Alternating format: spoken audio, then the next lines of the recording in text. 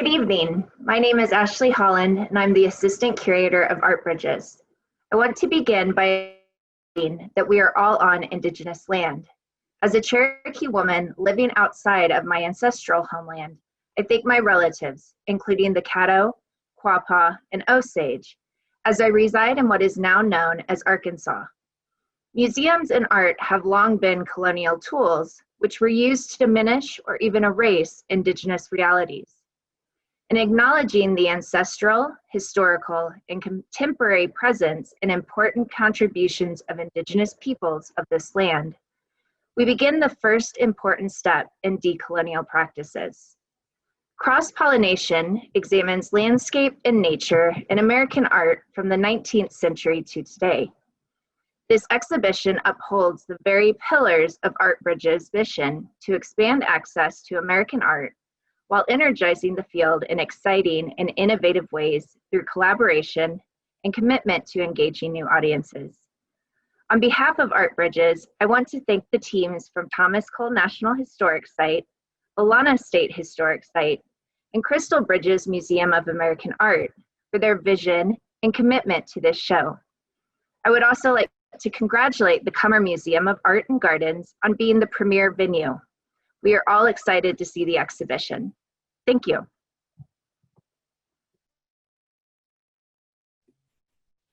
Thank you, Ashley. That was lovely. My name is Kate Menconeri, and I am the curator and director of exhibitions and collections from the Thomas Cole National Historic Site.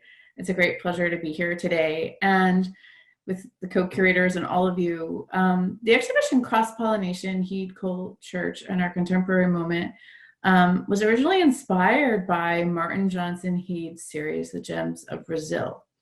And in 1863, Martin Johnson Heade traveled to Brazil so that he, unlike others at the time, could see and paint hummingbirds in their natural habitats.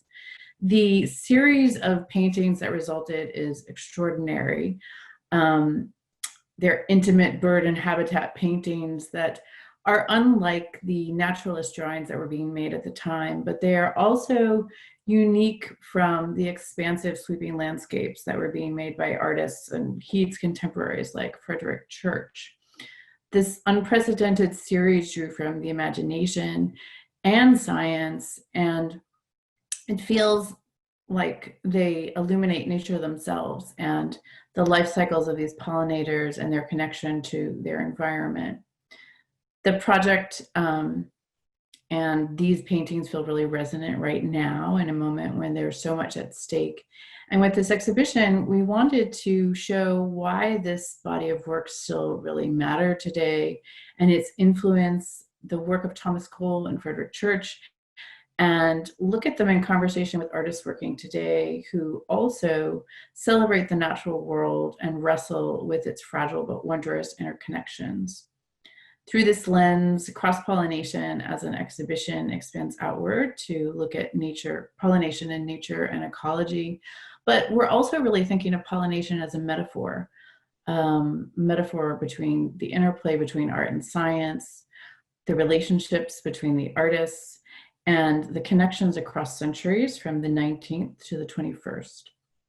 Cross-pollination itself was developed collaboratively between the Thomas Cole National Historic Site, the Olana Partnership, and Crystal Bridges Museum of American Art, and draws on core objects from each of our collections.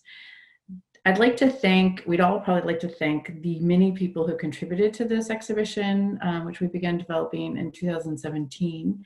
And if you've seen the exhibition or will soon see the exhibition, you will see that there are a lot of visionary artists and ideas in this project, and we hope you will enjoy it. It is intentionally interdisciplinary. So thank you to the Kummer Museum and to Ashley and to Kate and Mindy and Will. And I'm Julia Rosenbaum, a professor of art history and visual culture at Bard College.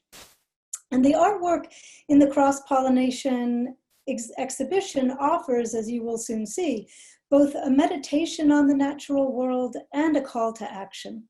By the mid-19th century, influential European scientists such as Alexander von Humboldt, Charles Darwin, Ernst Haeckel were all highlighting the interconnectivity among flora, fauna, and natural forces.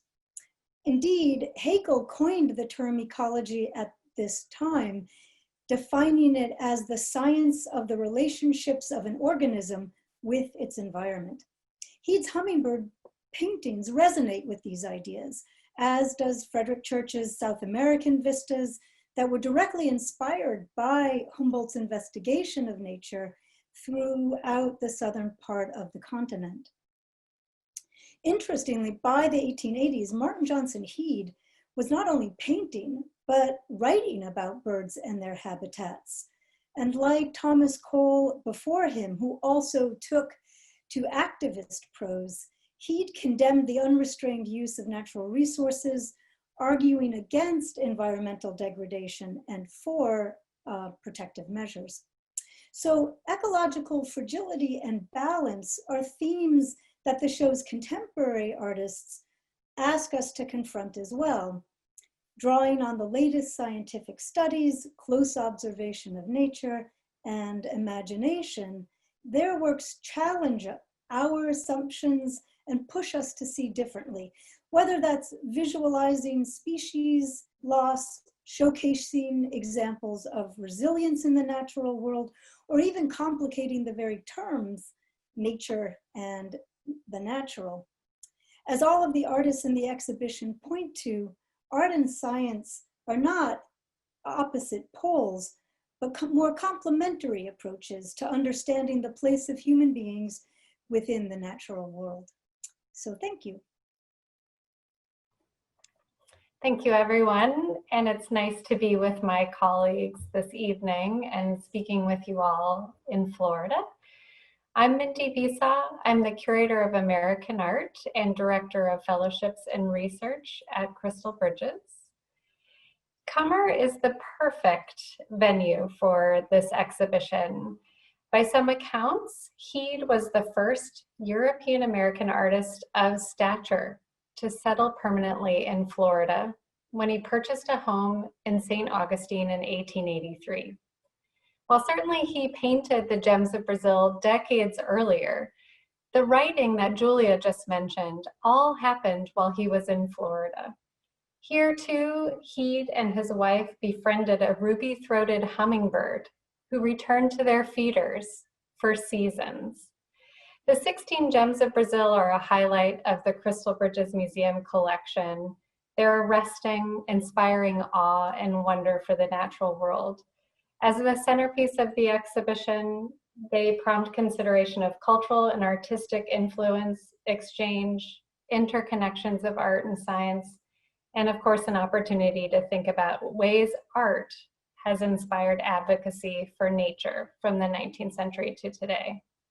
Our museum, like the Cummer, responds to art and nature as deeply connected. We acknowledge and pay respect to the indigenous peoples, past, present, and future, and to the lands and water that support us. Thank you all. I'm Will Coleman, Director of Collections and Exhibitions at the Olana Partnership. This is an exhibition about relations between artists, between generations, and between institutions. The works you'll see on the Cummer's walls show the transmission of lessons in the study of the fragile rhythm from the trailblazing Thomas Cole to his most gifted pupil, Frederick Church, and from Church in turn to his studio mate and close friend, Martin Johnson. Their lively, humorous correspondence has a distinct undertone of recognition that Heade had chosen a third way all his own, not the poetico-religious landscape of Cole, nor the imperial scientific mode of Church, but rather microcosmic visions of intimate and oft overlooked elements of the natural. But the exchanges did not end here. There is evidence of a mentoring relationship between Church and Cole's daughter, Emily, that encouraged her development as a distinct ceramics. And Emily's friendship with Church's daughter, Downey, followed their mutual new paths in art, in which rigorous botanical specificity supported panoramic optics of their fathers. The contemporary work included in Cross Pollination carries this conversation into our own time. Times explicitly, as in the case of Vic Muniz's direct response to the work of Heade, or more commonly as cultural subtext that paved the way for the present. Not least, the relationship between institutions defines this show.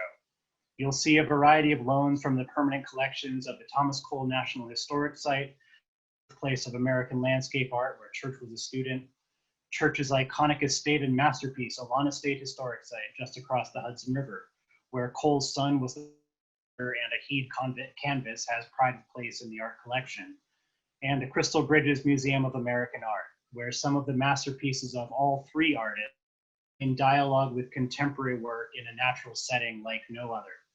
We hope you'll come and see all three of our institutional case studies of landscape art in 3 dimensions as soon as it's safe to travel again. Welcome to Cross Pollination.